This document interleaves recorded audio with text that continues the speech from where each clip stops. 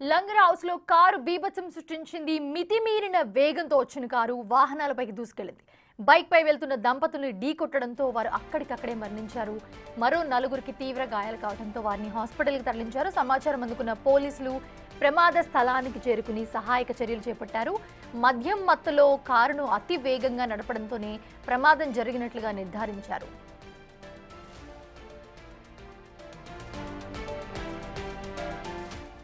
మృతులను లంగర్ హౌస్ కు చెందిన మీనా ఠాకూర్, దినేష్లుగా గుర్తించారు. ఈ ప్రమాదంలో 3 బైక్లు, ఆటో ధ్వంసమయ్యాయి.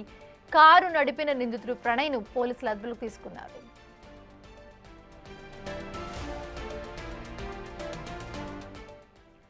ఊహించని ఘటనతో బాధిత కుటుంబీకులు కన్నీరు మున్నీరవుతున్నారు. తమ తల్లిదండ్రులు తిరిగి రాని లోకాలకు వెళ్లిపోయారంటూ విలపిస్తూ ఉన్నారు. చిన్నారుడు ఏడుపు ఆపడం ఎవ్వరికీ సాధ్యం కావటం లేదు. ఉదయం వరకు కూడా తమతో ఉన్నవారు అందని లోకాలకు వెళ్లిపోయారంటూ కూడా బాధిత కుటుంబీకులంతా కూడా రోధిస్తున్నారు.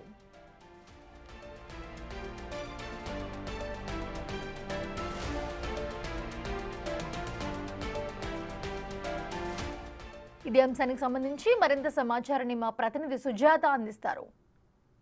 హౌస్ పోలీస్ స్టేషన్ పరిధిలో బండి మీద ప్రయాణిస్తున్నటువంటి ఇద్దరి దంపతులు కారు ఓవర్ స్పీడ్ రావడం, మరోవైపు తన మద్యం సేవించి ముందుగా వెళ్తున్నటువంటి ద్విచక్ర వాహనాన్ని ఢీకొట్టడంతో అటు దంపతులు ఇద్దరు కూడా అక్కడికక్కడే మృతి చెందారు. ప్రస్తుతం వాళ్ళ కుటుంబ సభ్యులు ఉన్నారు, వాళ్ళతో మాట్లాడదాము. చెప్పండమ్మా, చివరిగా ఎప్పుడు మాట్లాడారు మీతో? ఎప్పుడు వెళ్ళారు ఇక్కడ నుంచి? ఇక్కడ నుండి లాస్ట్ సండే గోవా వెళ్ళారండి.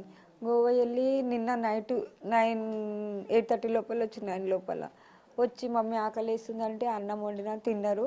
మళ్ళీ 9:30 9:45కు వాళ్ళ అత్తగారి ఇంటికి వెళ్తాను బయలుదేరిండి ఇద్దరు బంజర్ హిల్స్. 10 మినిట్స్ లోపలే మాకు చనిపోయిందని వార్త వచ్చేసి ఇక అట్లనే ఇమీడియట్లీ ఆలివ్ హాస్పిటల్కి వెళ్ళిపోయినాక ఇద్దరికి ఒక్కొక్క బెడ్ మీద వేసిండు. మొత్తం బ్లడ్ పోతుంది మా కూతురికి, ఆయనకి, ఇద్దరికి. ఇంతగా లాస్ట్ ఇంకేం మాటలు లేవు, ఏం లేవు. అమ్మ, ఎంతమంది పిల్లలు? ఇప్పుడు ప్రెగ్నెంట్గా కూడా తెలుస్తుంది. 2 months. వీళ్ళు పెద్ద పాప, ఆమె చిన్న పాప. ఈమె పెద్ద ఆమె 13 ఏళ్ళు, ఆమె 10 years. ఈమె 9th class, ఆమె 5th class. ఇటు పోలీస్ స్టేషన్లో మీరు కంప్లైంట్ చేసినప్పుడు పోలీసులు ఏం చెప్తున్నారమ్మా? అంటే ఎలా జరిగింది యాక్సిడెంట్? అంటే మా కొడుకు వెళ్ళారు, వాళ్ళు చూసుకున్నారు. మేము అంబులెన్స్ వెనుక పాప వెనుకనే ఉంటే నాకు అంత ఇది లేదు. మా కొడుకు, మా బస్తీ వాళ్ళు అందరూ, మా బస్తీ పిల్లలు, మా కొడుకులు అందరూ ఉన్నారు అక్కడ. వాళ్ళే అన్నీ చూసుకున్నారు. నేను పిల్లలు ఉంటలేరని తీసుకొని ఇంటికి వచ్చేసా. అది జరిగింది. అమ్మ, ఇప్పుడు ఎంతో అల్లారు ముద్దుగా పెంచుకున్నటువంటి ఒకవైపు కూతురు లేదు, మరోవైపు కూతురు కడుపులో పెరుగుతున్నటువంటి బిడ్డ, అల్లుని ఒకేసారి కోల్పోయారు. అసలుకి బాధ అనేది వర్ణాతీతం అనేది చెప్పాలి. ఏం చెప్తారమ్మా? ఏం చెప్పాలమ్మా? ఇప్పుడు ఏం చెప్తే ఏం వచ్చేటట్లేదు కదా. వాడిని చంపినా రాదు, కోసేసినా రాదు. ఇప్పుడు మా పిల్లలకే ఏమన్నా న్యాయం చేయాలి. వాడు ఏమన్నా ఇస్తే వానికి బెయిల్ ఇస్తాం, లేకపోతే ఇయ్యమంతే. వాడు జైలు అట్లనే ఉండాలి. వాడు అంత మేము కోరుకునేది అంతే. పిల్లల భవిష్యత్తు చూసుకోవాలి మేము. వాని మీద కేసు పెట్టినా మాదే నష్టం, పోయేది ఏం లేదు మాకు. మా డబ్బులే పోతాయి, ఎవరు డబ్బులు ఇయ్యరు. ఆ డబ్బులు ఉంటే మా పిల్లలకి అయితే వాడిని అయితే వదిలిపెట్టాం. ఎన్ని సంవత్సరాలు అవుతుందమ్మా వాళ్ళ పెళ్ళయి? అసలు ఎట్లు ఉంటారు? ఎప్పుడైనా ఏమన్నా కష్టం వచ్చినా ఏమన్నా? ఏం లేదమ్మా, మంచిగా ఇద్దరు మంచిగా ఉంటారు, పిల్లలను మంచిగా చూసుకుంటారు, మంచిగా చాలా సంతోషంగా ఉంటుండ్రు. కొట్లాటలేదు, ఏమీ లేదు. మంచిగా ఎంజాయ్గా తిరిగేవాళ్ళు. పిల్లలను తీసుకొని చేసి తినడము తాగడం మంచిగా ఎంజాయ్ చేసుకునేది. ఇక పిల్లలు కదా అని నేను కూడా ఇంక ఏమనకపోతే పోతే పోలే, ఇప్పుడు చేయకపోతే ఎప్పుడు చేస్తారని. ఇట్లా అవుతుందని అనుకోలే మేడం, నేను అసలు అనుకోలే. ఇట్లా అవుతుందని పిల్లలను అనాథ చేసిపోతుందని అనుకోలేదు నేను. అమ్మా, అంటే రాత్రి ఆ టైంలో బండి మీద వెళ్తున్నటువంటి టైంలో ఆపే ప్రయత్నం చేశారంటే ఈ టైంలో వద్దు, ఉదయాన్నే అన్నము వద్దు, ఉదయం వెళ్ళుండి, ఇప్పుడు ఏమొద్దు, అవసరం లేదంటే వాళ్ళ అత్తకు జ్వరం వస్తుంది, పోయి ఆ పిల్లగానికి వాళ్ళ సండే డ్యూటీ ఉంటుంది అనమాట.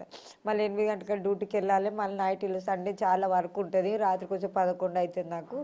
కాదు వెళ్ళని, కాళ్ళు ఇక్కడనే ఉంటారు నా దగ్గరనే. ఇద్దరు హస్బెండ్ వైఫ్ పిల్లలు ఇక్కడనే ఉంటారు నా దగ్గర. ఏం ఉద్యోగం చేస్తారమ్మా? ఆయన అర్బన్ది ఇది రియల్ ఎస్టేట్లో మేనేజరు. మా కూతురేమో సింక్రీని బ్యాంక్లో సింక్రీని దాంట్లో చేస్తుంది. అమ్మ ఇప్పుడు గోవా వెళ్ళేటప్పుడు కానీ లేకపోతే ఏమన్నా చెప్పిందా అసలుకి మీ బాండింగ్ ఎట్లా ఉంటుంది అమ్మతో రెగ్యులర్గా? లైక్ మా బాండింగ్ ఎప్పుడు చూసినా ఫ్రెండ్లీగానే ఉంటుండే, ఫుల్ ఆన్ ఫ్రెండ్లీ. ఎప్పుడు చూసినా నవ్వుకుంటూ ఉంటుండే మేము. దిస్ హ్యాపెండ్ అండ్ నాకు తెలియదు ఇప్పుడు ఏం చేయాలో. అంటే అమ్మతో మాట్లాడే ప్రయత్నం చేసా ఉదయం హాస్పిటల్కి వెళ్ళినప్పుడు కానీ లేకపోతే అక్కడ యాక్సిడెంట్ జరిగిన వెళ్ళావా అసలు అమ్మ దగ్గరికి? వచ్చింది. అప్పటికే మా మమ్మీ అసలు ఏం మాట్లాడతలే, ఏం చేస్తలే, బాడీ అట్లనే ఉండే. వాళ్ళు ఏం చేస్తలే, సీఏ వాళ్ళు కూడా ఆడనే ఉండే, పోలీస్ వాళ్ళు కూడా నవ్వుకుంటా బయటికి పోతుండే, ఎవ్వరు ఏం చేస్తలేరు. ఆడందరూ పక్కన అన్న వాళ్ళు ఎవరెవరు ఉంటారో వాళ్ళందరూ పోయాడో చూస్తే లైక్ ½ అయ్యిందంట అలా యాక్సిడెంట్ అయ్యి. ఇంకెవరేం చెప్పలే. జస్ట్ 2 minutes కూడా కాదు ఆలివ్ హాస్పిటల్ వెళ్ళడానికి. వీళ్ళు 35 minutes చేసిండ్రు. అంబులెన్స్ ఇక పోలీసు వాళ్ళు ఫోన్ చేస్తే కూడా ఏం చేయలే అంట. మీకు ఎవరు చెప్పారు అసలు అమ్మకి ఇలా యాక్సిడెంట్ అయింది ఇదంతా ఎవరు? అన్న లైక్ ఒక ముస్లిం అన్నకు ఫోన్ చేసిండంట. లైక్ వాళ్ళందరూ ఆడనే ఉండే. తెలిసింది మా అన్న నన్ను చెప్పిండు, ఇట్లా అయ్యింది, అమ్మమ్మని తీసుకొని రా పోదాం మమ్మీకి ఇట్లా అయ్యిందంటే అన్న తీసుకోవాలి నాకు. దెన్ మా గ్రాండ్ పేరెంట్స్ పోయిండ్రు, నేను మా చెల్లె ఒకదాన్నే ఆటో ఎక్కి వెళ్ళిపోయినాం. ఏం చదువుతున్నావు ఇప్పుడు నువ్వు? 9th. చిన్న పాప ఉంది. చెప్పమా, మమ్మీతో మాట్లాడేటప్పుడు ఎలా అనిపించింది అసలు? ఇప్పుడు ఇంకా మమ్మీ లేరు, అది చాలా బాధ. సో ఏం చెప్తావు అసలుకి ఇలా యాక్సిడెంట్ రూపంలో అవ్వడము? రాత్రి ఏ టైం వరకు అమ్మతో మాట్లాడాము? 9:30 మేము డిన్నర్ చేసి మమ్మీ ఎక్కడైనా వచ్చేదాకా పోదామని చెప్పింది బయట. దాని తర్వాత మా మమ్మీ పోయింది, మా అన్న వచ్చి చెప్పిండు అంతే. ఇంకా ఏం లేదు. లాస్ట్ డే డిన్నర్ చేశాక ఇంకా అమ్మ ఇక్కడ నుంచి వెళ్ళిపోయింది.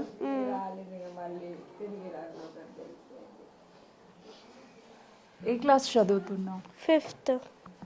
రెగ్యులర్గా అమ్మతో మాట్లాడుతూ ఉంటావా? టైం స్పెండ్ చేస్తూ ఉంటావా? రోజు. అయితే వాళ్ళ పాప నిన్నంతా కూడా వీళ్ళ కుటుంబ సభ్యులతో కలిసి డిన్నర్ చేసింది. ఆ తర్వాత వాళ్ళ అత్తయ్యకి బాగోలేదు అని చెప్పేసి అక్కడికి వెళ్ళింది అని చెప్తున్నారు. ఇద్దరు చిన్న పిల్లలు, ఇద్దరు కూడా అసలుకి ఏం చేస్తారు ఎలా పాపలతో? ఏం చేస్తాం ఇక, ఎట్లైనా సంపాదించుకోవాలి, పిల్లలను నడుపుకోవాలి మేడం. ఇంక అంతకు మించింది ఏం లేదు కదా. చూసుకోవాలి, ఇప్పుడు ఎవరు మేమే కదా చూసుకునేది. ఇద్దరైతే వెళ్ళిపోయినరు, చూసుకునేది నేనే కదా. ఇప్పుడు నేనే చూసుకోవాలి.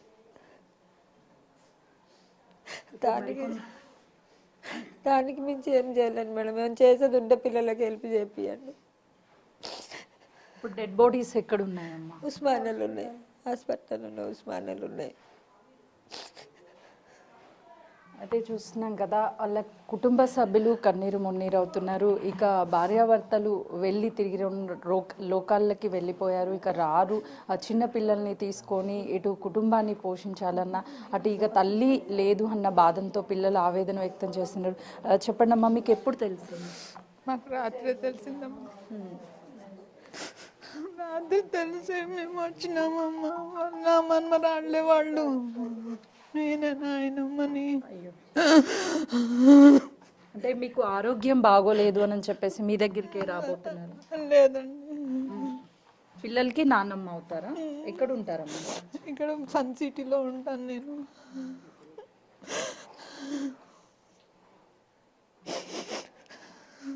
అయితే కుటుంబ సభ్యులంతా కూడా బాధ వర్ణాతీతం అని చెప్పాలి. ఇక తమ కోడలు అదేవిధంగా కూతురు అల్లుడు లేరు అన్న వార్త విని ఒక చిన్న కడుపులో ఇంకా 2 నెలలే, ఇంకా కనీసం ప్రాణం పోసుకున్నటువంటి బిడ్డ కడుపులో ఉంది. ఆ బిడ్డను కూడా కోల్పోతామని అసలుకి అనుకోలేదు. 3 ప్రాణాలు, ఒకరి ఇద్దరివి కాదు, 3 ప్రాణాలు పోయాయి. కుటుంబ సభ్యులంతా కూడా కన్నీరు మున్నీరు అవుతున్నారు. చెప్పండి అమ్మా, ఏమవుతారమ్మా మీరు? నేను చిన్నమ్మని. అంటే ఎంతో అల్లారు ముద్దుగా పెంచుకొని ఉంటారమ్మా. చాలా బెట. ఇప్పుడు ఏం చెప్పలేదు, ఎప్పుడు బిజీ పిల్ల, చాలా మంచి పిల్ల, ఇద్దరు మంచిగా ఉండే బెట. ఏం మాట లేదు, ఏం లేదు, చాలా మంచి ఖుషితోటి ఉంటుండే వీళ్ళందరూ. ఇంతే బెట. అయితే చూస్తున్నాం కదా వాళ్ళ ఇంటిలో అంతా కూడా కన్నీరు మున్నీరు అవుతున్నారు. ఇలాంటి ఘటన కేవలము మద్యం సేవించి ఓవర్ స్పీడ్తో వచ్చి ఒక వ్యక్తి చేసినటువంటి ఈ పనికి కుటుంబ సభ్యులు 3 ప్రాణాలని కోల్పోయారు. తిరిగి రాని లోకాలకి కూతురు అదేవిధంగా అల్లుడు వెళ్ళిపోయారు. ఇక పిల్లల భవిష్యత్తు ఏంటి ప్రశ్నార్థకంగా మారింది అని చెప్పేసి చుట్టుపక్కల ఉన్నటువంటి వాళ్ళతో పాటు కుటుంబ సభ్యులు కూడా వాళ్ళ ఆవేదన వ్యక్తం చేస్తున్నటువంటి పరిస్థితి ఉంది. మరికొంతమంది ఉన్నారు. చెప్పండమ్మా, మీకు పరిచయమేనా వీళ్ళు? పరిచయం ఎలా ఉంటారమ్మా? బాగా మంచిగా ఉంటారమ్మా. అసలు అట్లా ఏం లేదు, పిల్ల బాగా మంచిగా ఉంది. ఏం చేసి ఇట్లా అయింది అసలు పాపం. ఏం చేస్తాం, ఏం చేయలేదు కదా. ఏమవుతారమ్మా మీరు పాపకు? చిన్నమ్మ. చిన్నమ్మ. ఎక్కడి నుంచి వచ్చారమ్మా? ఇక్కడే ఉంటారా? పురాణపూర్. ఈ విషయం ఎప్పుడు తెలిసిందమ్మా? మాకు పొద్దుగాల తెలిసింది. నాకు పానం బాగలేదని చెప్పలేదు. నైట్ పొద్దుగాల చెప్తే వచ్చినాం. మరికొంతమంది ఉన్నారు వాళ్ళ కుటుంబ సభ్యులు, వాళ్ళతో మాట్లాడదాము. చెప్పండి, ఆ పాప మీతో ఎట్లా ఉంటుండే అమ్మా? మంచిగా ఉంటుందమ్మా, మంచిగానే ఉంటుంది. మనకి ఏం బాగోలేదు, మంచిగా. ఇట్లా ఒక బండి వచ్చి గుద్దడం వల్ల ఇదంతా జరిగి చనిపోయారు అని చెప్తున్నారు కదా, ఏం చెప్తారు దాని గురించి? మాకు తెలియదమ్మా, మాకు తెలిస్తే వచ్చినాం మేము చూస్తందుకు, అంతే. మాకేం తెలియదు. అయితే ప్రస్తుతం వాళ్ళ డెడ్ బాడీస్ అయితే మాత్రము హాస్పిటల్లో ఉన్నాయి.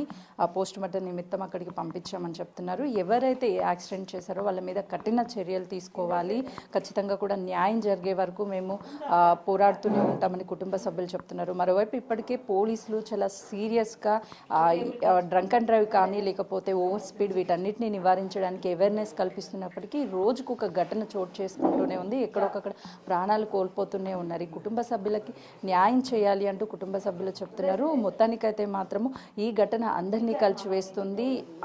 ఇద్దరు అత్తగారింటికి వెళ్తున్నటువంటి సమయంలోనే రాత్రి 10:30 గంటల ప్రాంతంలో ఈ ఘటన జరిగిందని చెప్తున్నారు. వెంటనే కాల్ చేయడంతో ఒక్కసారిగా హాస్పిటల్కి వెళ్ళేసరికి వాళ్ళిద్దరూ కూడా మరణించినట్లు డాక్టర్స్ చెప్పారు అని చెప్పేసి కుటుంబ సభ్యులు చెప్తున్నటువంటి పరిస్థితి ఉంది. కెమెరామెన్ శ్రీనుతో సుజాత.